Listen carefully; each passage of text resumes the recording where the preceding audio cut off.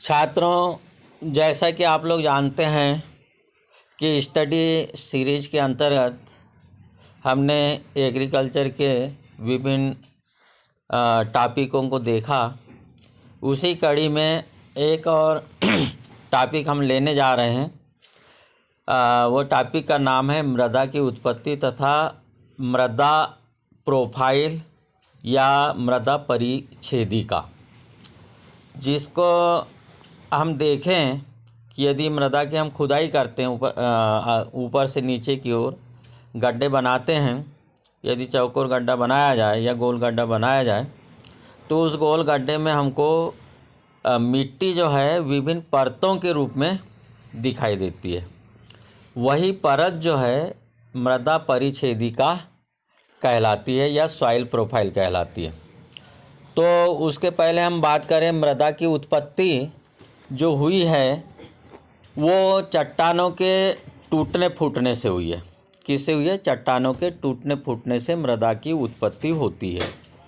और उसमें विभिन्न कार्बनिक पदार्थ, विभिन्न तत्व मिलकर के संपूर्ण मृदा का निर्माण करते हैं। तो सबसे पहले हम बात करें मृदा की उत्पत्ति। तो मृदा की जो उत्पत्ति हुई है लैटिन भाषा के शब्द, जो लैटिन भाषा का एक शब्द है सोलम।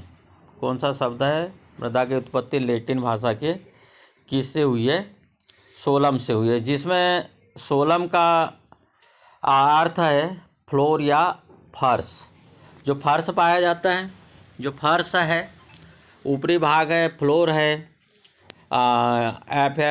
FLOOR यानी फर्श। फर्श से लिया गया है क्योंकि मृदा का जो ऊपरी भाग है वही पौधों के लिए आवश्यक पोषक तत्व रखता है। उसी में अधिकतर पोषक तत्व पाए जाते हैं जो पौधों को आवश्यक है।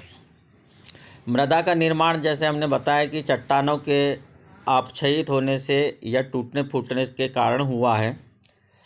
और जो मृदा का ऊपरी भाग है उसी को हम टॉप सॉइल या शीर्ष मृदा कहते हैं। क्या कहते हैं? टॉप सॉइल या शीर्ष मृदा कहते हैं। तो शीर्ष मृदा जो बनी है, जिसमें कार्बनिक पदार्थ और विभिन्न प्रकार के पदार्थ पाए जाते हैं, जिसको हम शीर्ष मृदा के नाम से जानते हैं। फिर हम बात करें इसी के नीचे वाली जो परत है, जिसको हम बोलते हैं उपमृदा या सब सॉइल भी कहते हैं। उपमृदा या सब सॉइल, ये यदि देखा जाए तो मृदा के जो 25 सेंटीमीटर, कितनी ऊंचाई तक? 25 सेंटीमीटर ऊपर से लेकर के 25 सेंटीमीटर तक जो है मृदा संस्तर ए कहलाता है। जैसे ये हमने बताया कि मृदा संस्तर कौन सा कहलाता है, या संस्तर या परिच्छेदिका या परत या सॉइल प्रोफाइल जो है वो ए कहलाता है। जो 25 सेंटीमीटर गहराई तक होता है वही टॉप सॉइल कहलाती। खेती योग्य यही मृदा होती है जिसमें पौधों के आवश्यक पोषक तत्व पाए जाते हैं। इसी को 3 भागों में बांटा गया है। जैसे A00, A0, A1, एक और भाग है A2, जिसमें यदि देखें हम कि जो A00 है, A00 पूर्ण एवं आंशिक अपघटित पदार्थ पाए जाते हैं। जैसे कि आप देखते हो कि मृदा के ऊपरी भाग में आंशिक रूप से सड़े गले पदार्थ पाए जाते हैं। पूर्ण सड़े गले नहीं होते। हमको पेड़ पौधों की पत्तियां उसी आकार में दिखाई देती, कुछ आधी सड़ी हुई है, पूर्ण सड़ी हुई नहीं है। फिर उसी के थोड़े से निचले उस भाग, पहले भाग को हटा करके देखें तो अपघटित पदार्थ यानी सड़े हुए कुछ अधिक इससे कार्बनिक पदार्थ जो है वो दिखाई देते हैं। फिर और गहराई में यदि जाएं तो उसको हम बोलेंगे A1, गहरे काले रंग का अपक्षयित पदार्थ होता है जिसको ह्यूमस भी बोलते हैं। इसमें खनिज पदार्थ पाया जाता है। तो यदि इसको मोटे मोटे तौर पर देखा जाए, A00 और A0 ये पूर्ण एवं आंशिक अपघटित पदार्थ हैं। कौन से हैं? पूर्ण एवं आंशिक अपघटित पदार्थ। और गहरे काले रंग का अपघटित तथा खनिज पदार्थ जो है A1 तथा A2 है। ठीक है, तो इस प्रकार से हम इसको समझ सकते हैं। तो यही टॉप सॉइल है। मृदा की ये परत यदि किसी कारणवश हानि हो गई इस परत की, तो इसको हम किसानों की आत्महत्या की संज्ञा भी दे सकते हैं, क्योंकि जब मृदा कटा होता है तो पहली परत जब बह जाएगी तो सारे पोषक तत्व जो है पानी के साथ बह जाते हैं। तो इसलिए किसान भाई भी ध्यान रखें कि पहली परत को पानी के द्वारा बिल्कुल न बहने दें या कटने पटने न दें, यानी मृदा अपरदन न होने दें। फिर उसके बाद में यदि देखा जाए कि जो A1 और A2 के बाद में जो है ई भाग कहलाता है, जिसको ट्रांजिशन स्तर कहते हैं। ये जो है ट्रांजिशन स्तर जो है वो ए और बी के बीच का भाग है। ट्रांजिशन स्तर कौन सा है? ए और बी के बीच का भाग है। और इसके बाद में और देखें हम आगे, बी स्तर जो है वो ऊपर से लेकर के नीचे 100 सेंटीमीटर गहराई तक पाया जाता है, जिसको हम कह सकते हैं कि ये सब सॉइल है। इस प्रकार से मृदा शब्द की उत्पत्ति सोलम से हुई है। किससे हुई है? सोलम से हुई है। और सोलम का अर्थ है फ्लोर या फर्श। तो A+B मतलब ए और बी संस्तर मिला करके सोलम शब्द बना है। तो ये बात आपको समझ में आई होगी। जैसे हमने बताया कि मृदा शब्द की उत्पत्ति किसके? लैटिन भाषा के सोलम से हुई है। ठीक है, यहाँ तक बात समझ में आ गई आप लोगों को।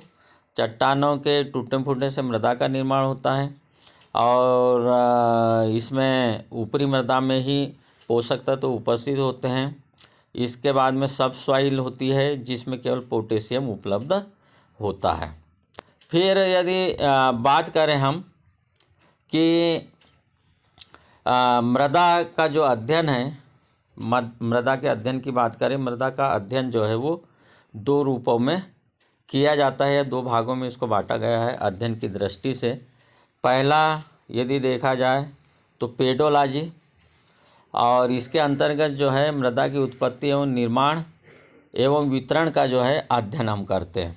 यानी मृदा की उत्पत्ति कैसे हुई, कौन कौन से पदार्थ है, इसका निर्माण कैसे हुआ, और किस किस जगह में कैसे कौन कौन सी मृदा पाई जाती, इसका अध्ययन करते हैं हम किसके अंतर्गत? पेडोलॉजी के अंतर्गत। दूसरा है इडेफोलॉजी। इसमें उच्च पादप समुदाय तथा फसल उत्पादन एवं मृदा के उपयोग एवं व्यवसाय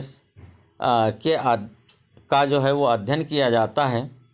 यानी इसमें कौन कौन सी फसल हम लगा सकते हैं, इसका और क्या क्या उपयोग कर सकते हैं, और इसका कौन सी व्यावसायिक फसल या किस प्रकार की हम फसल किस समय लगाए या कौन सी फसल लगाए तो हमको उत्पादन अधिक मिलेगा। इसके बाद में देखें कि मृदा जो है वो 4 भागों से मिलकर बनी होती है। कौन कौन से 4 भाग? जैसे खनिज पदार्थ, तो खनिज पदार्थ कितना? 45%, यानी टोटल मृदा का जो है भाग 45% भाग खनिज पदार्थ से बना होता है। फिर दूसरा है जीवाश्म या कार्बनिक, सड़े गले कार्बनिक पदार्थ, ये 5% पाया जाता है। पानी 25%, और मृदा वायु जो है ये 25% पाई जाती है। इस प्रकार से यदि हम देखें तो जो मृदा का निर्माण हुआ है, मृदा का जो निर्माण या इसके जो घटक है, 4 मुख्य घटक है।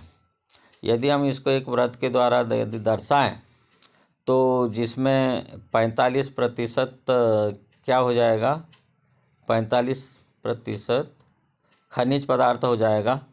ये वाला 45% जो है वो खनिज पदार्थ हो जाएगा, और 5%, ये 5% जो है 45%, 5%, और ये बाकी बचा 90%। तो इसको हम कर लें कितना, इसका 50% बचा है, तो 50% को हम बांटे 25%, यानी 25% जो है वो जल और वायु पाया जाता है। यानी कुल मृदा का आधा जो है जल और वायु, और आधे में खनिज पदार्थ और कार्बनिक पदार्थ पाया जाता है।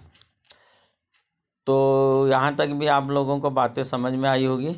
फिर है मृदा में सर्वाधिक मात्रा में जो है कौन सा तत्व पाया जाता है, सिलिकेट ऑक्साइड, सिलिकॉन पाया जाता है, सिलिकेट ऑक्साइड के रूप में पाया जाता है, जो 76% होता है, जो मृदा का निर्माण करता है। फिर और इसके अलावा जो मृदा का निर्माण करता है या भाग लेता है वो है कौन सा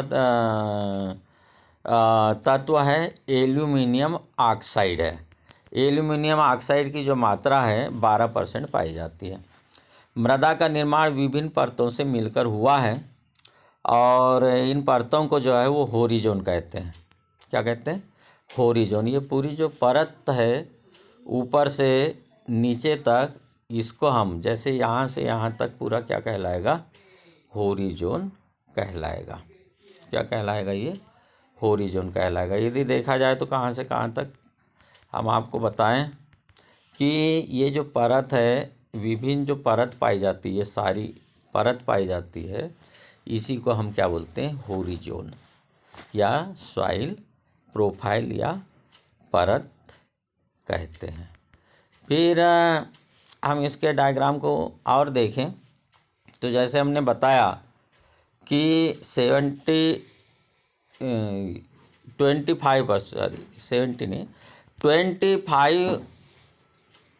सेंटीमीटर जो है ऊपर से नीचे तक, 25 सेंटीमीटर तक मुख्य जो है वो मृदा पाई जाएगी, जिसको टॉप सॉइल कहते हैं।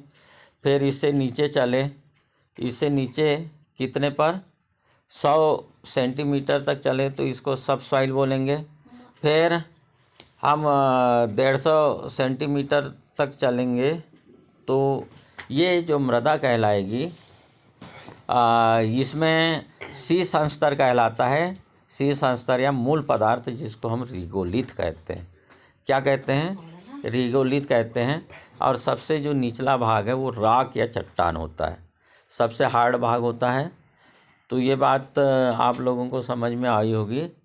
मृदा की उत्पत्ति तथा मृदा परत, जिसको हम सॉइल प्रोफाइल कहते हैं।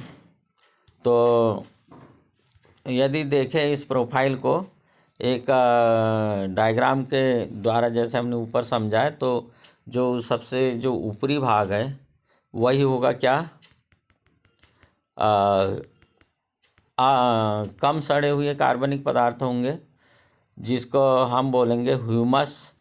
उसके बाद में यानी उसी के बाद में सबसे ऊपरी भाग जो है ये टॉप सॉइल, फिर उससे नीचे चले सब सॉइल, और फिर चले वेदर्ड यानी विदर्ड रॉक फ्रेगमेंटेशन, यानी ये पेरेंट्स मटेरियल कहलाएगा। और सबसे जो नीचे है बेड रॉक या चट्टान होगी, बेड रॉक या चट्टान होगी, इसको मूल चट्टान कहलाएगा। और जिसमें हमने बताया कि जो रिगोलिथ है, ये रिगोलिथ, जिसको शीर्ष स्तर भी बोलते हैं, या मूल पदार्थ होता है, पेरेंट्स मटेरियल होता है।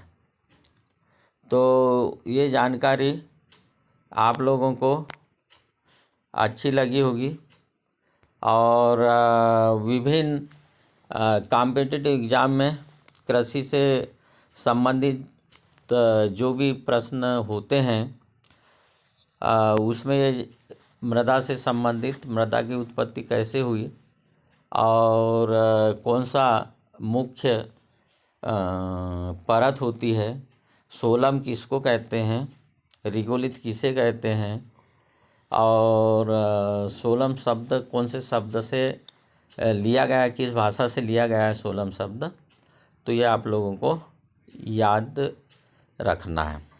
हम यदि मोटे मोटे शब्दों में बताएं इसको, तो सबसे पहली बात यही है कि मृदा शब्द की उत्पत्ति किसे लैटिन भाषा से हुई है। इसका ए और बी जो संस्तर है, ये संस्तर टॉप सॉइल, बी संस्तर सब सॉइल, ये दोनों मिला करके ही सोलम हुआ है, इसलिए इसका नाम लैटिन भाषा में सोलम पड़ा। और ऊपरी भाग में ही पोषक तत्व, पौधों के आवश्यक पोषक तत्व पाए जाते हैं। और रिगोलिथ जो है मूल पदार्थ होता है, पेरेंट्स मटेरियल होता है, और इसका जो निर्माण होता है चट्टानों के टूटने फूटने से होता है।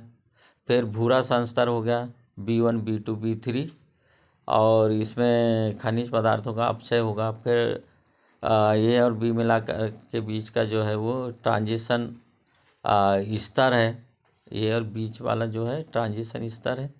इसके ऊपर वाला जो है वो गहरे काले रंग का अपक्षयित पदार्थ होता है, और उसके ऊपर पूर्ण एवं आंशिक रूप से अपघटित पदार्थ है। तो ये जानकारी आप लोगों को अच्छी लगी होगी, और आपको इससे अधिक और जानकारी देखने के लिए इस चैनल को सब्सक्राइब करें, शेयर करें, ताकि अधिक से अधिक लोगों के पास में ये जानकारी पहुँचे और इसका लाभ अधिक से अधिक लोग ले सके। जो भी कृषि से जुड़े हुए हैं, कृषि के पढ़ाई करने वाले छात्र, कक्षा 11वीं 12वीं एग्रीकल्चर से लेकर के कॉलेज तक की पढ़ाई तथा विभिन्न प्रकार के कॉम्पिटिटिव एग्ज़ाम की तैयारी करने वाले छात्रों के लिए उपयोगी होगी। इन्हीं आशाओं के साथ आज का यह लेक्चर समाप्त करते हैं। धन्यवाद। जय हिंद, जय भारत।